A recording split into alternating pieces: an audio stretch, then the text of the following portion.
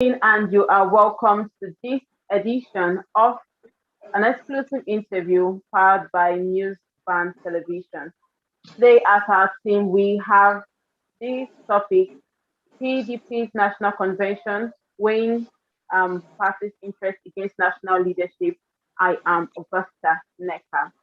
And here as our guest, we have Chief Okey Aroh. He is the former National Vice President, Association of Local Governments in Nigeria. He is also a former local government chairman, a former special advisor to the governor on assembly matters and special duty. He's also a member of the National Executive Committee of the PDP. He's also a legal practitioner. Chief Aroh, thank you so much for coming. Thank you very much. Now, we understand that you recently aspired for the position of National Secretary of the People's Democratic Party, PDP. Please tell us, why did you seek that position? Well, I am seeking to be the National Secretary of PDP because the process is still ongoing. The election is billed for the 30th of October. The screening committee just finished their job, and for reasons which they stated, they said that they've not cleared me to contest. But I have appealed and stated clearly why I should be allowed to contest. I am a foundation member of People's Democratic Party. I started the party with the likes of Dr. Alex women and the rest of them. And I have been very active. It was on the basis of our election in 1990 that PDP was registered. I have served the party in various capacities, particularly as the major master of ceremony in all the PDP functions from inception till date. Before, I used to alternate with some broadcasters in some of those programs. But in the last two presidential elections, I virtually moderated it alone. And like I said, I know the party. I know the intricacies of the party. I know what is involved. And I believe that we lost power because the administrative support which the party machinery ought to give the political actors was not there. The discipline organization which the party secretariat will have provided the party in the crucial period of election was lacking. It therefore behoves on some of us who has a very deep passion for the party, who understands the party, and who are committed to the progress of the party to come forward to help to rescue it and to reshape it. Our party was on an even keel after McCarthy rescued the party from the clutches of Modu Sharif. And we conducted a beautiful convention that threw up Uche Secondus as the national chairman. But it's unfortunate that at the tail end of the Secondus administration, some interests decided that for some reasons, no matter what you look at it, Secondus is not an angel, but there's nothing wrong in allowing him to complete his tenure and leave by the 9th of November, like 9th of December. So for me, PDP is more than a political party for me. It is a platform that has given me national limelight. And I am one of those who believe that if you take from a system, you must find a way to give back. I'm a lawyer, and I have been one for more than 35 years. I'm an administrator, and I understand what I will do with the machinery of the PDP structure to make it a fighting machine. That is basically the reason why I want to be the National Secretary. Okay, now in your opinion, what happened with your party that led to the disqualification of your candidacy? Well, the screening committee, in their wisdom, said that the first reason I had over the television, which was read by the chairman of the National Convention Planning Committee, Governor Amadou Fintiri, said that I took the PDP to court, and I was flabbergasted, because from the day I joined PDP, I have never, I repeat, never taken the party to court. Rather, I have been in the vanguard of the party defense. As a matter of fact, at a stage in Anambra State, when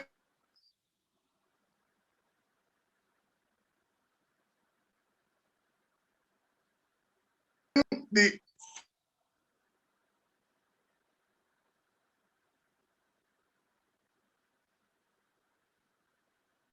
Chief Aroh.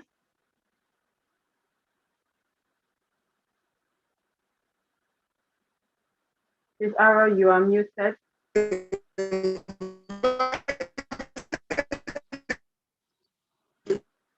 the tribunal, I succeed.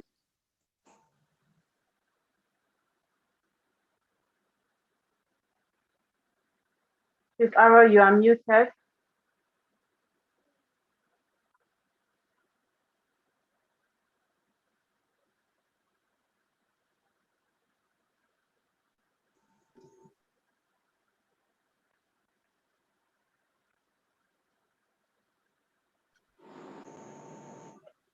Are you hearing me? Yes, we can hear you. Yes, I said I took the APGA government up to court, and we nullified the election of here local government. They went on appeal. We won on appeal. They appealed to Court of Appeal. We defeated them at Court of Appeal. They went to Supreme Court. We defeated them there.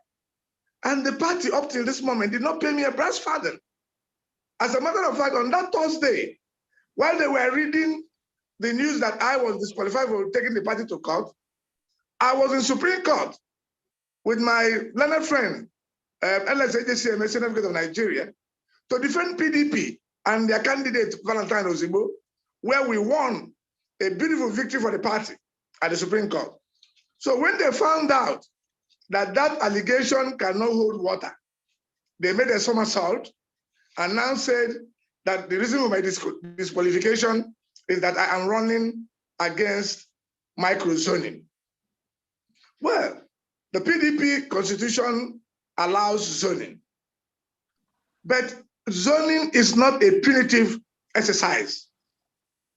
We zone because we want an all-inclusive atmosphere for everybody.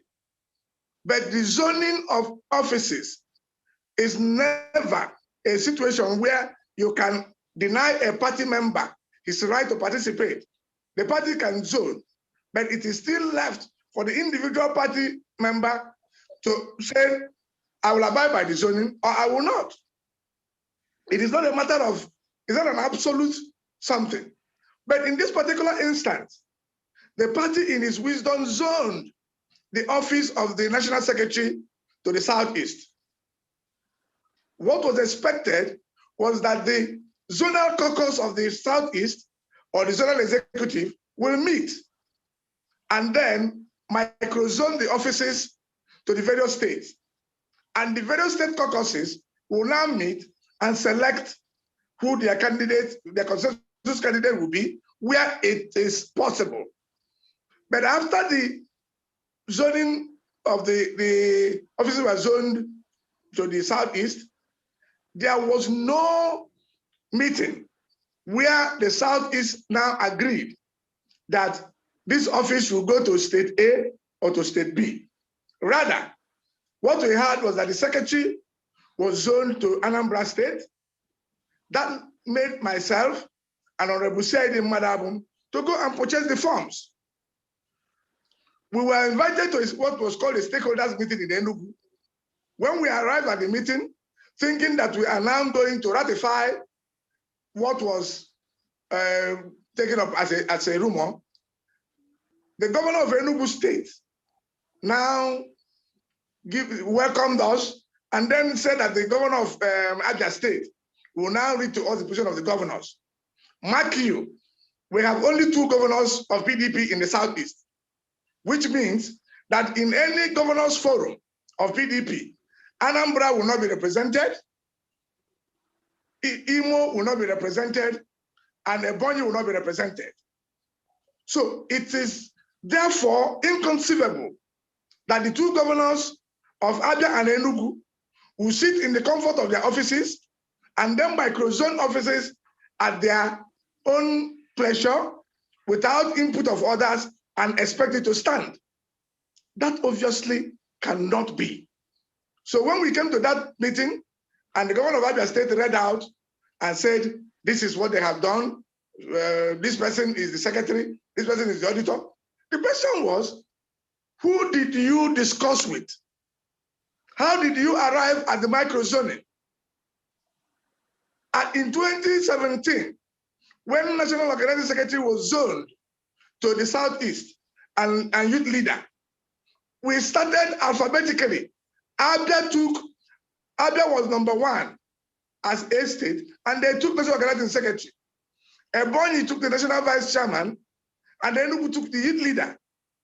By general agreement of the Southeast, it was agreed that any NWC position that comes after 2017, which is what is happening now, that it will be Imo and Anambra. And of course, by law of natural consequences, Anambra is A, Imo is I. And if you take it from the way it is, Anambra and Imo, Anambra was first in time. So it is Anambra's right to first to choose. But nobody did that. So the issue is that the screening committee was wrong to have said that I am running against microzoning. There was no microzoning properly so called.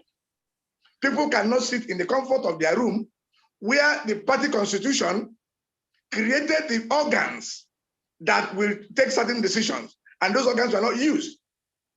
And the Supreme Court has said time and again that a political party is a body sui generis, but in conduct of its affairs, it must show true fidelity to their constitution and guidelines. The constitution of the party recognizes only the zonal caucus and the zonal executive committee. No other body can discuss or give decision or resolution with regard to offices zoned to any particular zone. A stakeholders meeting is a body unknown to the PDP constitution, and it can therefore not decide. It lacks the virus or the jurisdiction to determine what goes to which state, because it's a body unknown to the constitution. So the reason they gave is totally untenable, it's unacceptable to me, and I have appealed within the time limited by our rules.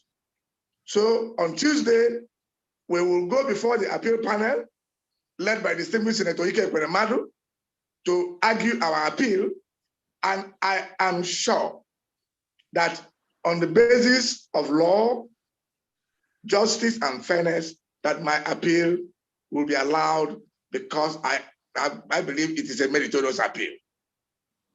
Okay, before we come to the appeal, remember that you can join us in this conversation simply by raising up your digital hand, and I'll try to accommodate as much questions and comments as possible.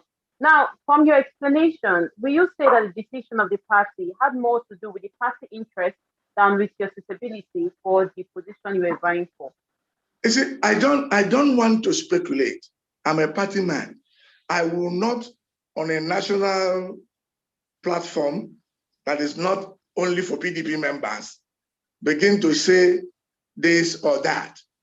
If I am speaking to PDP people alone, I will leave my mouth wide open to say whatever I think I will say. But for me, my political party comes first. It is my duty to protect it. It's my duty to make sure that it is not exposed to ridicule or odium. I will defend it to the best of my ability. But be that as it may, if at the end of the day, after going through the processes laid down by our constitution, and I feel that I am being shortchanged, I will cry out to my colleagues who are lawyers, who are willing, able, and ready to address my grievances in the court. But for now, I don't want to speculate whether it is on other people's interest or not. People who want to be secretary or other offices, well, many of them probably they're eminently qualified, just like I am. So because that I am disqualified for now, which I look at as pure politics, and pure politics is allowed. That is why we're politicians. So it's not something for me to really fret or get angry. No. I don't. But I believe that is why the party has created the avenues for redress. And I am sure that the appeal panel, with the caliber of people I saw there, will be able to look at the issues and dispassionately arrive at a decision. All right, speaking about the appeal, how do you envision that the appeal is going to go? Do you believe that it's going to go in your favor? Well, you see, appeal is, like we say in law, when you go to a high court and try a case, you are dealing with human situation, cross-examining of witnesses and all that. But when you are dealing on an appellate issue, appeal is you are dealing with documents. That is, the documents are lying flat there. You can hardly change them. It is there for you to see it for what it is. And it is now at that stage that the law lords will now be able to look at the facts on that very clinical atmosphere to now take a decision. If you would say Aroh was running against microzoning, first of all, it is the duty of the appeal panel to determine ab initio whether there was microzoning. If that decision is made, is Aroh running against microzoning? Secondly, the appeal panel will be able to determine whether the issue of zoning in itself, in its totality, is enough reason to deny me my basic right as a card-carrying member of PDP, financially up to date, and somebody who has committed the humongous sum of 3 million naira to purchase form by whimsically saying that I am running against zoning, that because of that, you will now exclude me from the election. So I am validly nominated by 72 party men and women as demanded by the party guidelines, and I subjected myself to the screening.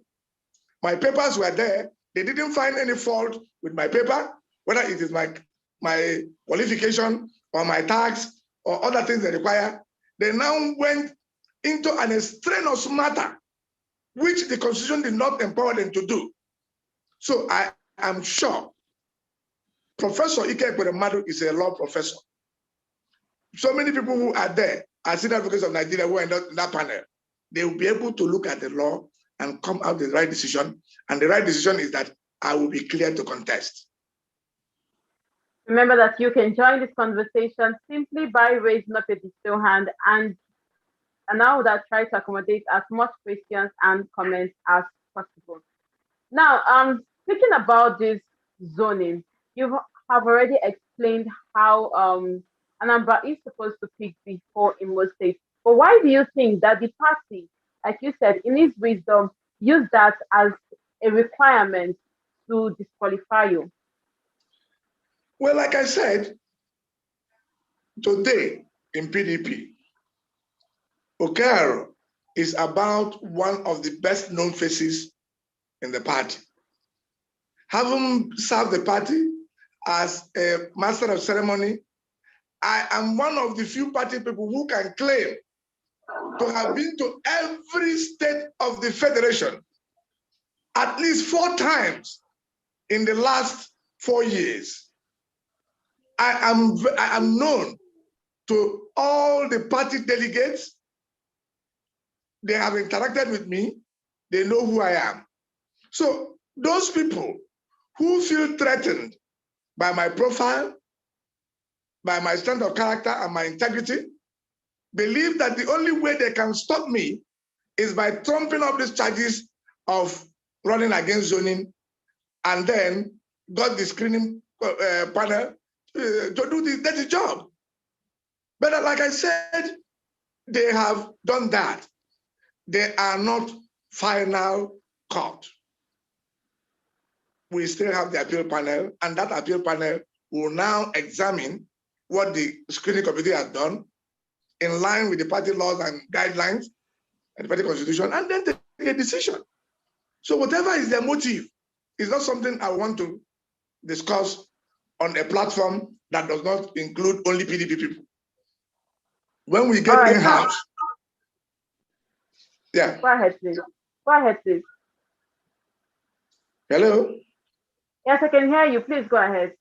Yes. So I said, for me, whatever is the motive, whatever is the reasons, what they have stated on the face of the record is what we are working on. I cannot go behind their back to now say, oh, this is the reason why they did this or this is why they did that. The issue is that when we get to the appeal panel, those who disqualified me will be in the position to substantiate their reason. If they cannot substantiate it, of course the reason, the decision will fall flat on its face. So I am going to the appeal panel prepared. Okay, now considering the same party interest against national leadership, to what extent does political parties in Nigeria consider the national interest when choosing their party leaders? Well, you see, you cannot really separate a political party from its leaders. It is the leaders of the party that is really the party. So when a political party is selecting its leaders, they are selecting the people that will be able to represent them, articulate their views and manifesto to the Nigerian nation. And looking at such leaders that has the capacity, the language, the narrative to convince Nigerians that this group of leaders representing this political party, that whatever views they hold is coterminous with the overall national interest. For us in PDP, we have tried over time to select men and women of proven integrity. But like you know, no human being is perfect. No human formation is flawless. Time and again, there will be some hiccups here and there. But as a political organization, we in PDP has always looked at the national interest. And what is the national interest? What is the pivotal national interest in Nigeria? Is unity, peace, and progress. That is the pivotal national interest. You have to select your leaders, and we do select our leaders, making sure that the human beings we select are those that will promote the unity of this country, that will be able to say that this is what Nigeria needs and be able to do it. At this critical state, this critical juncture in our national history, when the security of lives and property has become something nobody can be proud of, the PDP is looking for men and women with proven capacity, with integrity, to be able to address the issue and make sure that we sit down, articulate an agenda that will make Nigeria secure again.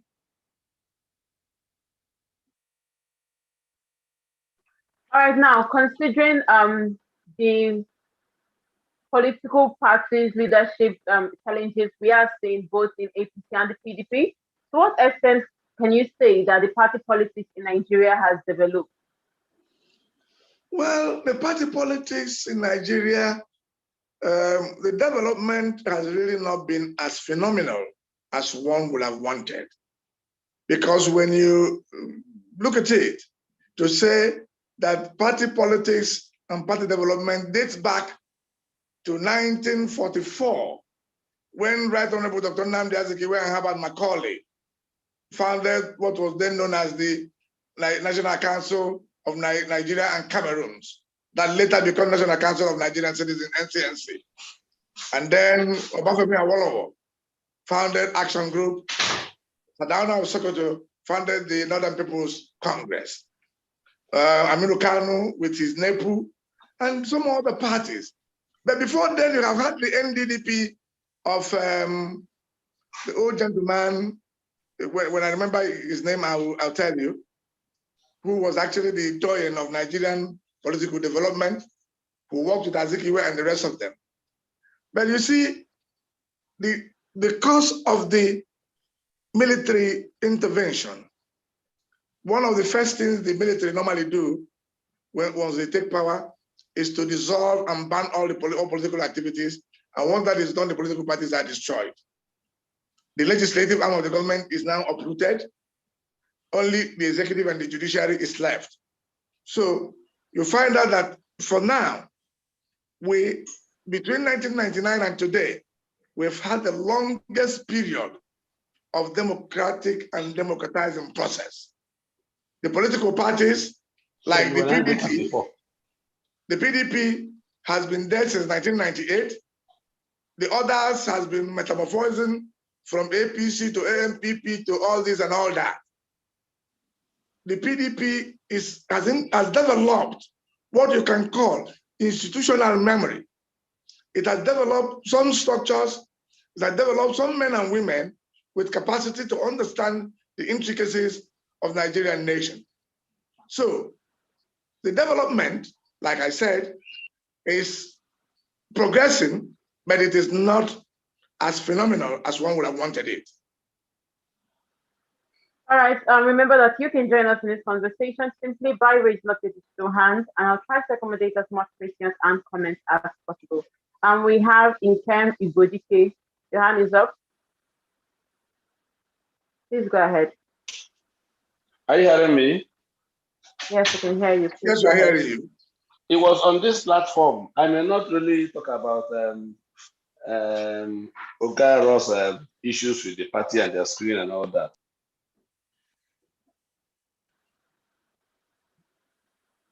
Please, what did you say? Can you say that again? Hello?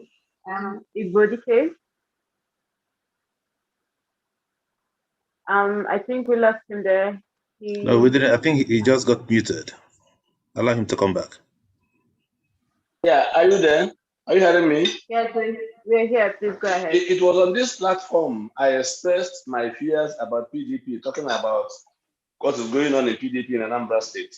I remember I said on this platform that what had become a challenge or problem of PDP towards elections in Anambra State is that they usually won't agree on a candidate. They won't have level platforms for choosing for the choice of their candidates who are going to represent them in elections, in things like that, just like Honorable Caro is just saying now. And I remember I raised on this platform, what is PDP going to do different from what had happened in the past? Won't they have a primary that will not be accepted to all in such a way that after the primary, to find people moving away from the party or being discontent with the whole arrangements? And that thing I raised months ago is what is playing now. You'll find that eventually after their primaries, some of the candidates feel unhappy, feel not being fairly treated. Some of them are being remote, moving away from one party to the other. I had on AIT Kitaki, Chief Dan Olas saying that it was wrong for them to have moved away from the party because they were given their mandate to run elections for them. That was a wrong thing to do and all that. And then you don't find even listening to Okey again now, talking about not being given a fair ground to express, showcase himself. It is better if he had gone to if they didn't choose a different thing. So why is PDP not willing to get things right? And I think that is what I want to find out from him. Why is it difficult for PDP and their candidates for leadership not willing at every occasion to get things done right? and it's being fair to all the parties. That's the whole beauty of democracy, which with their own with their experiences and all that. Why is it difficult for PDP at elections like this or time to fill offices, not willing to give level playing ground, not willing to get things done right? That's my question, please. Well, Ibabike, I think I get your drift. And I must tell you that those points are very valid. Because over time, my political party has shown a manifest inability to manage its internal shenanigans. Interests seem to override the general idea that each and every one of us in the party should be pursuing the party's agenda.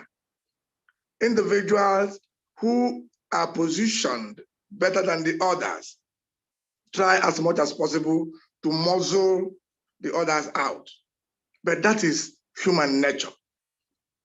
The beautiful thing, for example, in PDP, is that there are internal conflict resolution mechanisms available. Just like what we have now. We went for screening, and the screening said, okay, Aroh, you are not cleared, but you have a right to appeal. That right is what I have exercised, and I'm going there. The people who contested for governorship, there is a Congress appeal for the governorship. But I will tell you, with every sense of responsibility, that the primary that brought forward Valentine Ozigbo was a very free and fair primary. There is no way a Val Ozigbo could have influenced that primary because he was a neophyte. He was a new person in our party. All the people who voted in that primary election were old members of the party who have held certain offices. It was on the basis of that offices they held that made them what was called super delegates. Because we had challenges of parallel executive with conflicting court orders. And the party trying to run away from the issue of going against the doctrine of least spenders, where there is a pending court judgment and you go against it, that you will now go for an election and find out that all the exercise you done was in futility. So the party, in its wisdom, dissolved the two conflicting structures in the party and now decided that only those delegates who have held offices in the party before and the current members of the National Executive Committee and the National Assembly, about 230 of us, should go and vote. And it was a keenly contested election. Ozigbo managed to win with 62 votes. The next person, Okonjo, had 58 votes, which everybody has 44, and then others had 12, 10, 3, and so on and so forth. But you see, one thing politicians must learn is that we must have the mindset that it is a contest. And once you go into a contest, it's either you win or your opponent wins. Like what I'm doing now. Allow me to contest. Let the delegates determine. Once I go into Eagle Square and canvass for votes among the delegates of PDP, and they decide to vote for some other person, I, Aroh, will be the first person to congratulate whoever that has won. Because I must have made effort to ensure that the process that is put in place will favor me. If and when I could not, and the delegate decides otherwise, leaving the party or talking all sorts of things does not make sense to me. I have participated in a primary election where the primary was stalemated. The party, in its wisdom, decided to choose a candidate.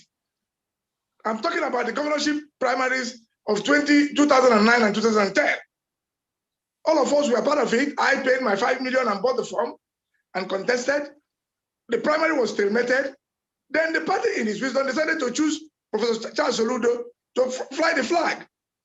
The very next morning, I was in Soludo's house, and I eventually became the chairman of his campaign for the governorship election.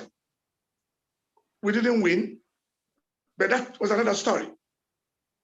In 2014, I ran for the Federal House of Representatives. The primary was also aborted. Somehow the party decided and gave ticket to Obinna Chidoka because there was no primary. But somebody will go to court. I said, why would I go to court? I wanted to be. Obinna wanted to be. At the end of the day, Obinna had better contacts. His brother had just become the Minister of Aviation. He was there before in the National Assembly. Therefore, he has all those people to speak for him. I had the delegates and the voters at home to vote for me, but the party decided, because of the stalemate, that the delegates will not vote. Therefore, the party must field a candidate, and those who had the wherewithal at the Wadata Plaza and all this thing decided and chose Chidoka. I would have gone to court, but I said political things really should not be given to judiciary. If you want to be a lawyer and a judge, go to school like we did and become one. If you want to be a politician, remove this thing, wear your shirt and agbada, and then go and canvass with the people. If you lose fair and square, leave it to God. So I will agree with Chivolasi that those who leave the party because they could not win an election to run the governorship election, really, they don't have it. Because if the process was rigged, if the process was unfair, then anybody can say, I won't take it. But the last PDP primary election, and the person who win it does not have the capacity. I can say it from the rooftop. Valo Zibo does not have the capacity to influence the PDP machinery. We all know where that machinery was geared towards. We know who they wanted to win, who they planned to win. But in life, you must always remember the X factor, which is God. Our people, our brothers from the north, and those who profess Muslim religion, will always tell you, Inshallah. By our own side, as Christians, we always try to preface what we do by the special grace of God. So we know that despite the effort we make as human beings, there is that supernatural power over there that takes the final decision in the affairs of men. Therefore, if you make your effort and at the end of the day, you didn't succeed, let it be that it didn't succeed. Because the Igbo man, we have a proverb that says, literal interpretation, wherever a man falls is where his God pushed him down. I hope I'm communicating. All right, thank you, sir. Now, if in the case of your appeal succeeding, and you win the elections to become the National Secretary of the People's Democratic Party, what reforms do you hope to bring to the party? The first and foremost is that a political party must be able to organize itself in a way and manner that will inspire confidence among its rank and file. So the very first reform we're going to introduce is to ensure that the workforce in the PDP Secretariat are well taken care of. The structures of the party will be well defined. Some organs of the parties are moribund, some are not as effective as they ought to be.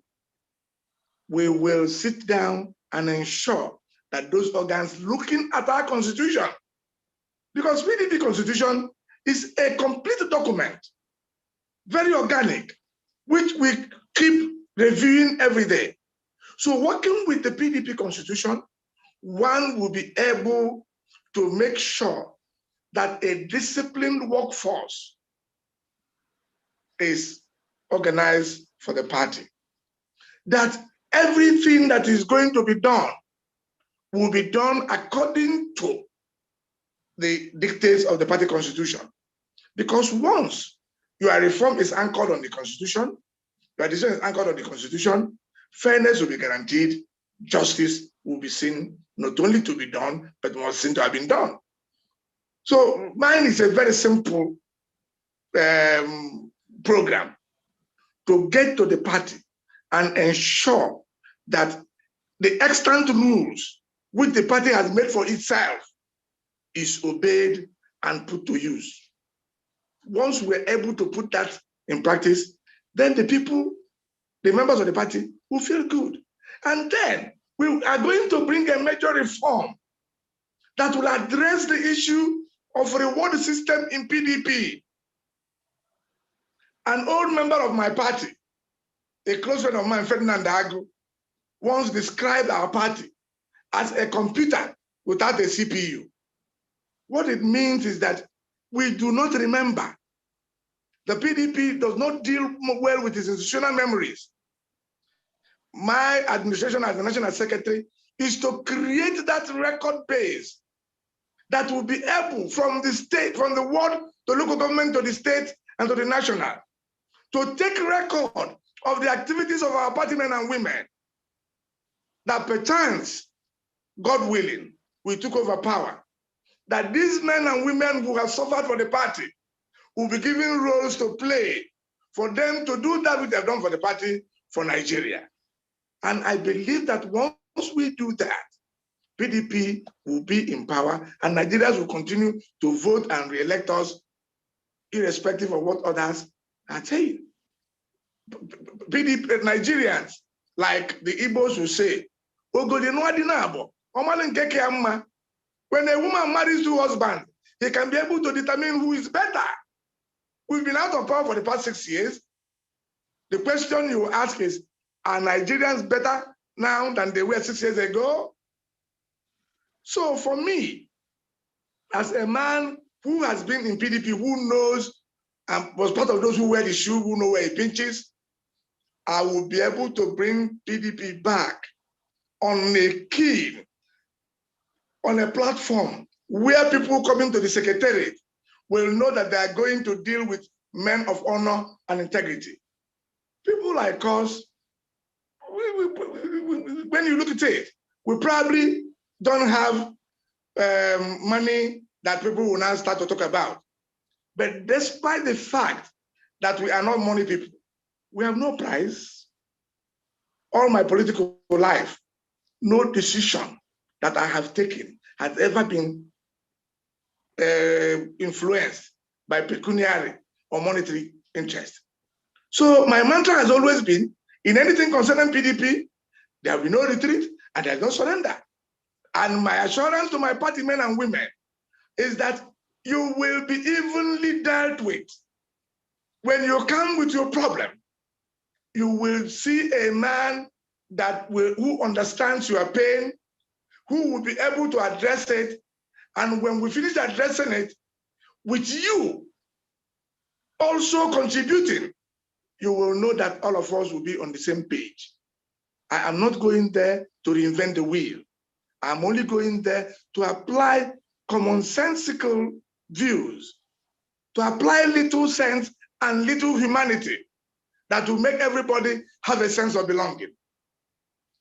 To make sure that the beautiful provisions we have in our constitution comes alive for the benefit of our party men and women. That is the problem we've had over the years. The reward system of our party must be rejigged, re-evaluated, and reinvigorated. All right, sir, just before I let you go, what do you think about the proposed amendments to the Electoral Act to impose mandatory directives for all political parties to elect their candidates through direct primaries? You see, my party is known as People's Democratic Party.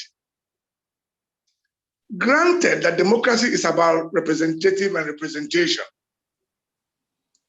If the National Assembly, in their wisdom, decides that direct primaries should be it, those who are quarreling with it in the party structure is because it will remove the power from the cabal and the caucuses and give it back to the people. I, Aroh, as a people's person, will be able to convince my colleagues that if what we are saying is the truth, let's allow our party men and women at the wards to directly choose our candidates. And you know what it's going to do for us? When the ward members directly choose a particular candidate, they have a total buy-in. This will be the candidate they choose themselves, rather than candidates they chose indirectly. And many a time, when we elect these delegates come and come to Abuja or to the state capitals, where humongous amount of money changes hands, without reference to those who sent them there. They use their personal judgment to now determine who the candidates are.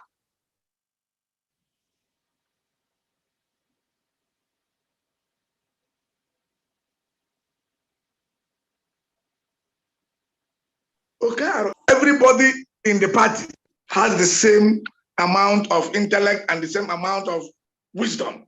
So there's no way, because I'm a national secretary or because I'm a National Assembly member,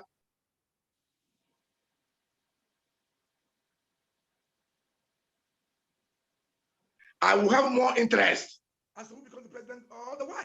Each and every member of our party must be allowed to participate in that process.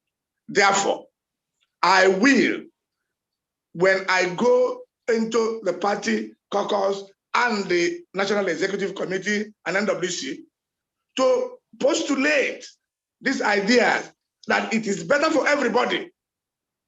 It's better for everybody to allow the people to directly get involved. Our party has started. Godwin Obaseki, the governor of Edo State, is the chairman of our e-registration. Once we get our members registered and we have our database, members of the party will determine who becomes their candidate. And when they do that, election will be very easy to manage. A party like PDP that has people in every ward, in every polling unit, we will win every election hands down. Okay, NewsBand Television, Mr. Daniel Ilumba, I can see your hand is up.